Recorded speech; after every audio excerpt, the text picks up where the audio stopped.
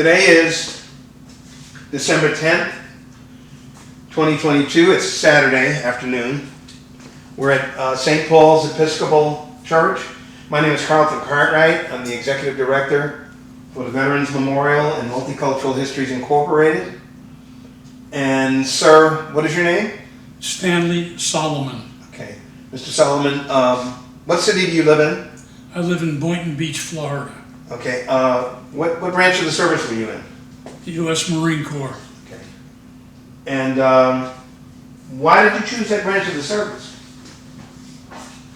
Because it's a unique branch of the service. Okay. Meeting. What were you doing prior to going into the service? I was in college.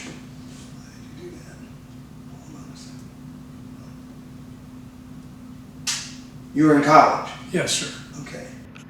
And where were you attending university? Chester, Pennsylvania. Is that where you were born? No, I was born in Brooklyn, New York. Okay. And did you finish college before you went into the service? No, yes, I finished college and went directly into the service. Uh-huh. Okay. All right. And seriously, why did you choose the Marine Corps? It was the unique arm of the service. Okay. What did you find to be so unique about it? What was unique about it for you, in other words? It's the only unit of the armed forces that goes by, I am a Marine, as opposed to in the Army, well, I was a Green Beret, I jumped out of airplanes, I was an infantryman. It's the unit. And what year did you go in? I enlisted 22 November 1960. And how long were you in totally? 12 years. So 72 you came out? Came out Mm-hmm. Labor Day weekend of 72. Okay. So were you drafted or did you enlist? I enlisted. Okay, and so did you go in as an officer? I did. Uh-huh. Where was basic training?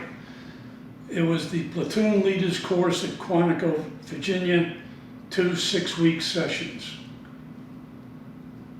Okay, so total of 12 weeks. 12 weeks. Quantico in Virginia. Okay, and so tell me about that experience. What was it like? It was a living hell. Okay. Right? The Marine Corps prides itself on reducing the individual to a unit that can interact with other units so that you have no qualms about trusting the guy in the foxhole next to you. I'm not trying to be funny, but didn't you wind up in the foxhole sometimes with your peers? No, Possibly? I wound up in the back seat of an airplane. Okay, all right. So, was your MOS in the infantry or did you fly? Every Marine, his primary MOS is infantry. Mm-hmm. My secondary MOS was radar intercept officer. Uh-huh, okay. Did you were trained for that? Yes. Where? Initial training was in Pensacola, Florida, then to advanced at Glencoe, Georgia. How long was that training in Pensacola? About 6 8 months. Okay. Then there was another 3 months in Glencoe, and then straight into the fleet at 2nd Marine Air Wing, Cherry Point, North Carolina. Okay, all right. What were the instructors like? The instructors for basic radar intercept were former warrant officers who flew in Korea, and they worked the radar while the pilot flew the airplane. So the basic premise of pilot flying and a radar operator remained constant with the F-4 when it was brought into service in the late 50s. Okay. All right. So tell me about that job. You're that specific job that you trained for. What did you? Okay. So you served in Vietnam, correct? Yes, sir. Okay. So was that the job that you fulfilled while you were in the Asian theater? My primary MOS is a radar intercept officer. Okay. The aircraft was designed primarily for intercept work, fighting, going up against an airborne invasion. Mm-hmm. When we got to Vietnam, there was no, where we were below the DMZ, there was no threat, aviation threat at all. At which point they turned the F-4 into a bomber, essentially a weapons platform. We could drop bombs, rockets, and napalm. Okay. How many people were in your unit? A couple of hundred in the squadron. Squadron. Okay. Squadron. So let's just go back for a minute. You were your first duty base was where for training? First training was at with VMFA 323, Cherry Point, North Carolina. And then where'd you go after that? First Marine Aircraft Wing at Iwakuni, Japan. And how long were you there? About 6 months. 6 months in Japan. Okay, and then where'd you go after that? I believe we went to what was then Formosa during the Kimoi Matsu incident, where we sat the hot pad because the Chinese nationals were converting from the old F-86s to the F-5, and they had no night fighter capability. So we sat the hot pad all night long. What is a hot pad? That's where you sit in your airplane and you wait for the siren to go off, and we were armed with nuclear weapons. So you're saying you sit in the airplane. Are you flying? Are you on? We're not. Are you on the ground? That aircraft doesn't move Okay. until the whistle blows. Okay, and what kind of aircraft is that? McDonnell Douglas Phantom II. How large of a, is that a jet fighter or? Two-person jet fighter. Okay. And it's got, are you telling me you had nuclear capability? Absolutely. There wasn't any weapon in the arsenal that we couldn't drop. Okay. All right. Was this the only weapon that you had to deal with, or were there others that you trained with? We trained with rockets, 19-shot rocket packs, and dummy bombs. Okay. Did you have any occasion to actually use these weapons in warfare? Yes, all of the above. Okay. And how often, so missions, how many missions did you fly? In excess of 185. Over what period of time? 65, 66. Over a 2-year period or less? 13 months. A 13-month period. Okay. Were there any casualties in your unit? There were no casualties, there was loss of personnel. Loss of personnel in your unit? In my unit. Okay. Were you ever a prisoner of war? No. Okay. In your unit, can you recall how many casualties, either wounded or otherwise? I served with 2 squadrons in the Far East. In both squadrons, we lost personnel, what we believe was SAM, surface-to-air missiles. Okay. Several of those who survived wound up as POWs for 7+ years. As far as casualties, people coming back bleeding or anything, no. I never saw one from our air wing. Okay.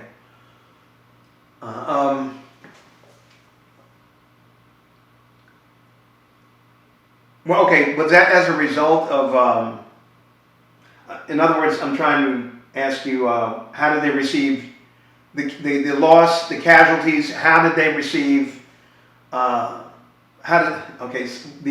were they doing the same kind of job that you had? Were they flying or were they on the ground? No. Conventional? All lost personnel, either KIA or MIA, were airborne at the time. Okay. Okay. And so that tour, how long was that tour? 13 months. 13 months, okay. Do you have any, again, I thought I was trying to ask you, do you recall the numbers? How many casualties, losses were there while you were there? And were you hit at all? 2, 4, 8 personnel were either KIA or MIA. And these were people that you Knew. worked with? That you knew? Right. Okay. People that you could elbow up to the bar with. Right, I understand. And you said there were a couple hundred people in your Squadron. Okay. All right. While you were there, did you get any R&R over the 13-month period? Did you get a break? Did you get to leave, come back? I got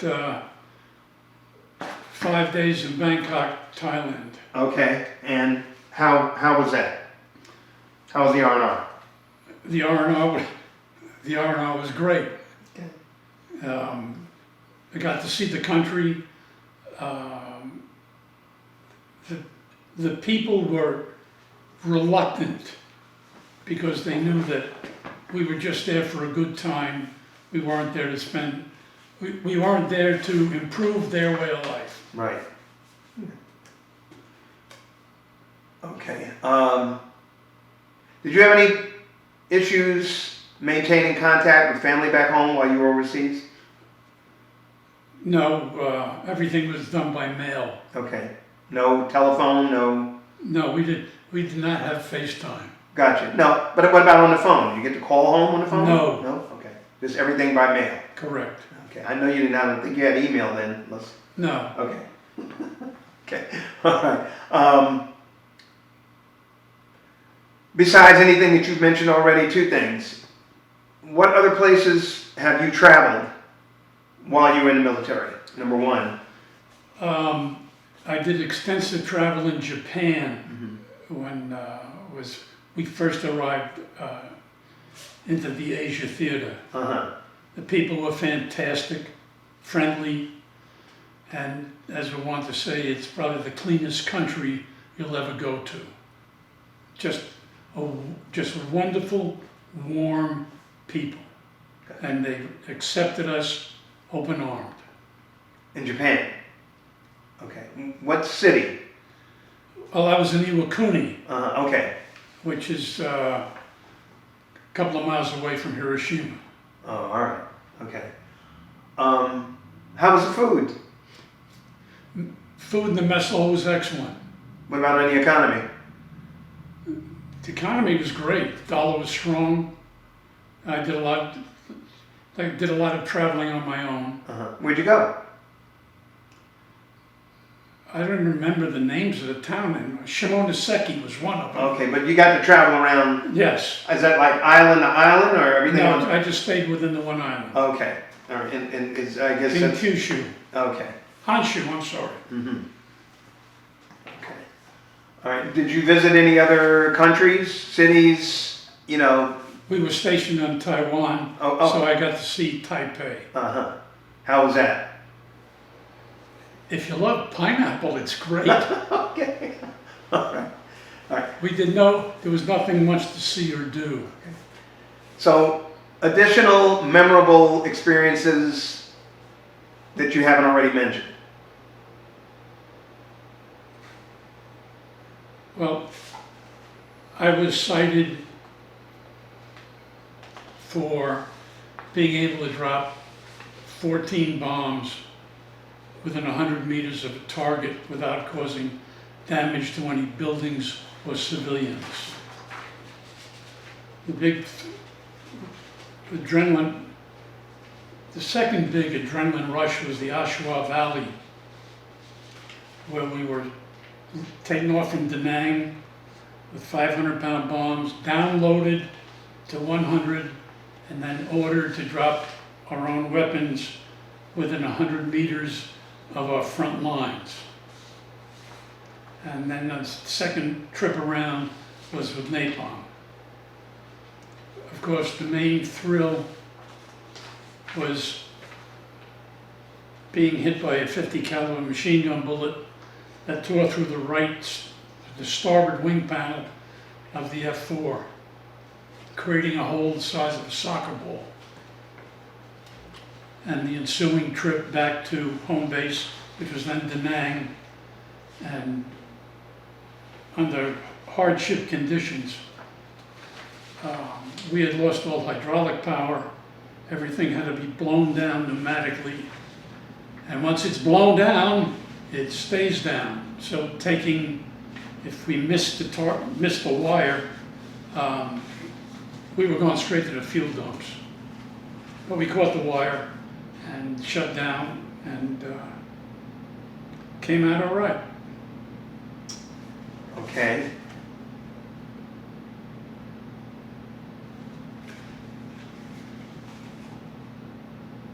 Casualties? None. None. Okay. Okay, so we've gotten through where you visited, and what is at the top of your list? I mean, you've shared as far as experiences that stood out more than other ones. Are there any others that you'd like to share with us?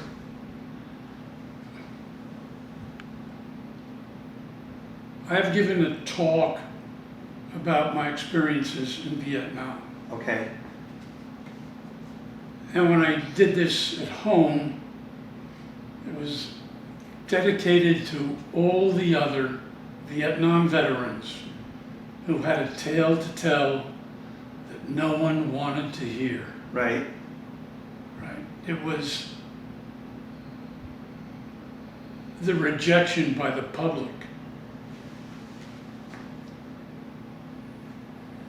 was the worst cut of all. What year was that when you did this talk? I just recently gave this talk. I was invited to be the guest of honor at the Marine Corps Ball in Okinawa in 2018. Okay. In Okinawa, in Japan? In Okinawa. Okay. And the problem was that since I've come out of the service, discharged in '67, I have never met or spoken with a single member of any squadron or any unit I served in. And not having the ability to unload all the pain with somebody caused significant emotional and psychological permanent damage.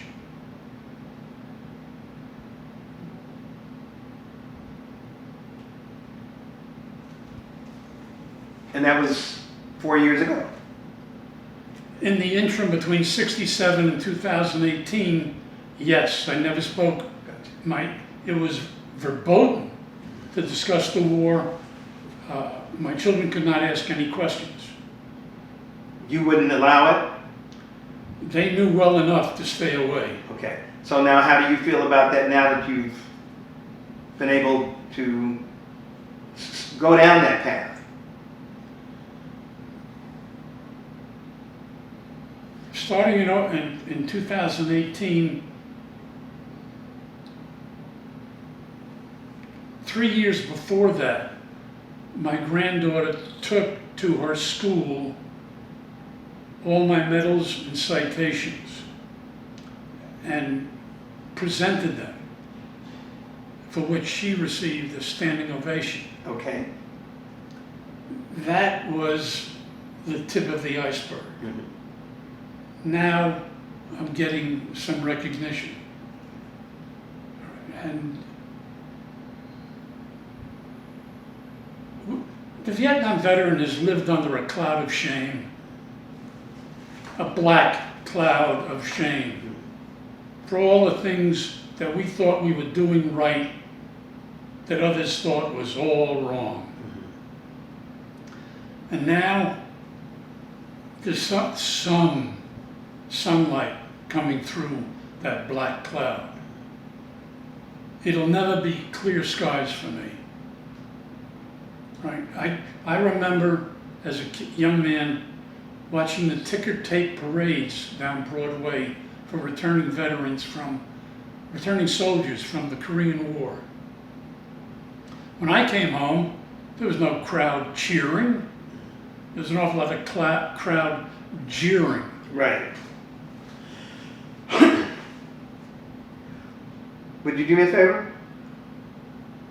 What were your medals for?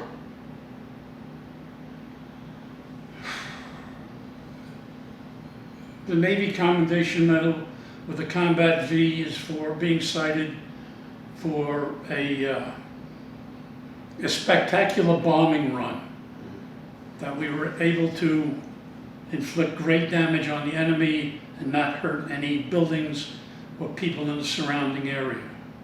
I have 13 air medals for 185 missions. I've got the Navy Commendation Medal, Presidential Unit Citation, National Defense, Armed Forces Expeditionary Medal, and Vietnam, I think, Medal for Gallantry with a palm.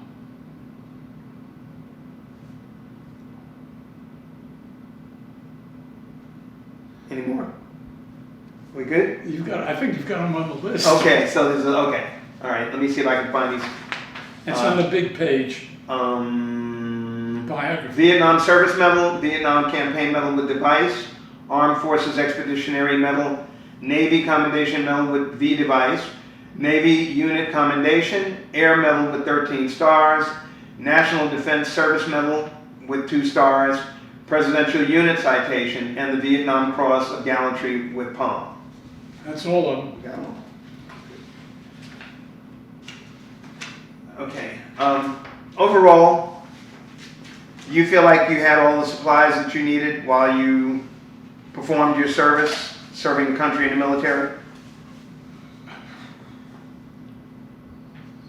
By and large, yes. Okay. I was the safety and survival officer for my squadron.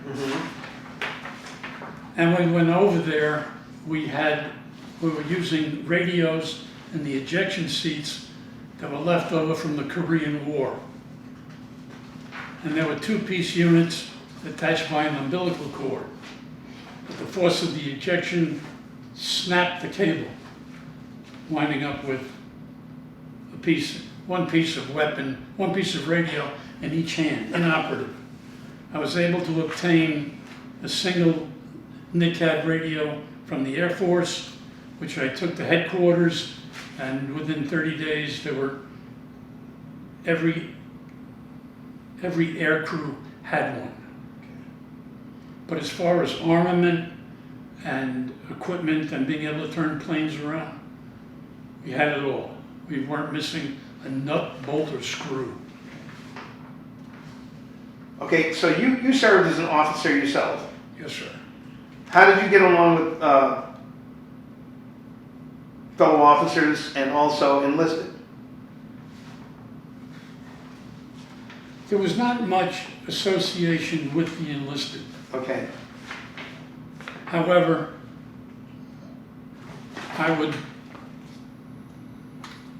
often talk with them as far as if they had a problem, that they could come to me with it. In the Marine Corps, they taught you never to make friends. I didn't. Because a lot of them, it's tough getting up in the morning and going to bed at night with the cot that was filled across the way is now empty. Right. So you learn to bury all your feelings. Mm-hmm. Gotcha.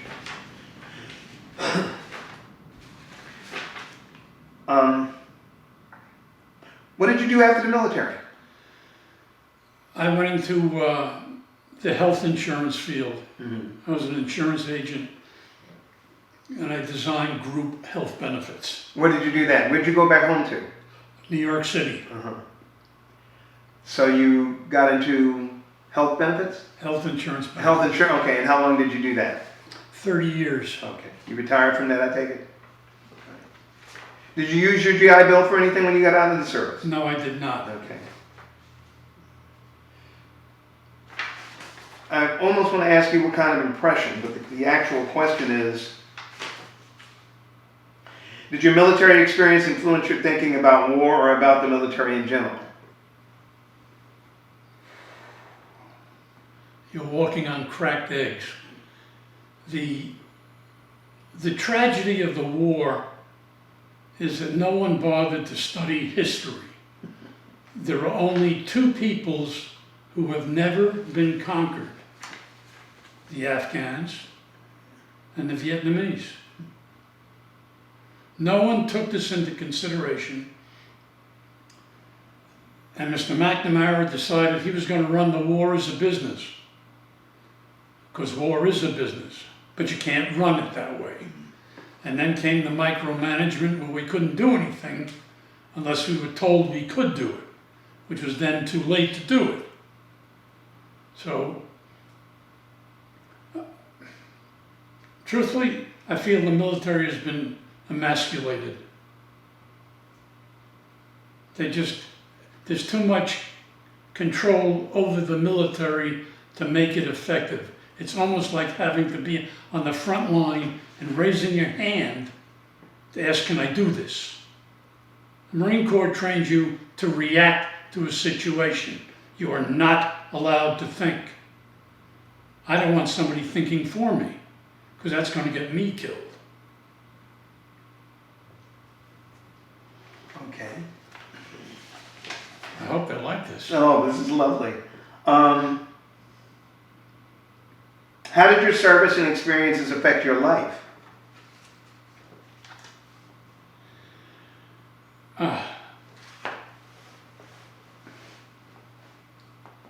Do you remember when you were 30? Yes. When I was 30, on an employment application, I could check off single, married, widowed, and divorced. Okay. So how did the Corps influence me? It gave me the motivation to get through the day. Each day was a see the hill, take the hill. I can hear my drill instructor this day: you will start your day on your left foot. Your right foot will immediately follow. And that's how it was. Left, right, till you got through the day. Other things that I've passed on to my kids: don't ask anybody to do anything you haven't done or wouldn't do. Right? And don't concentrate on the problem, find the solution. So the Marine Corps, according to my daughter, I don't have a heart. I've got an eagle, globe, and anchor. And I'm proud of it, and they're proud of me, and so are my grandkids. Is there anything else that you'd like to share that you feel like you haven't shared? And you mentioned just now your children and your grandchildren. Anything else that you'd like to share with them going into the future?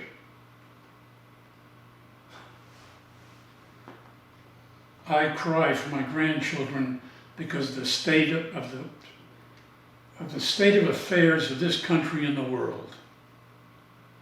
I actually weep for them. They don't have the freedoms that I grew up with. Everything is oversight. a mother is brought up to a school board because a child is walking home alone? What's wrong with this picture? So I'm worried about they're technologically way above me. As I want to say, I flew a dumb airplane with dumb weapons and a smart crew. And now everything today is smart. It's all run by computer. Kids don't think for themselves. They don't know how to research. And I don't know. You can only hope the best of health for your kids, that they're safe and healthy. And that's all I want for mine. Well, I'd like to thank you for a great interview, and I'd also like to thank you for your service. Thank you very much. You're welcome, sir.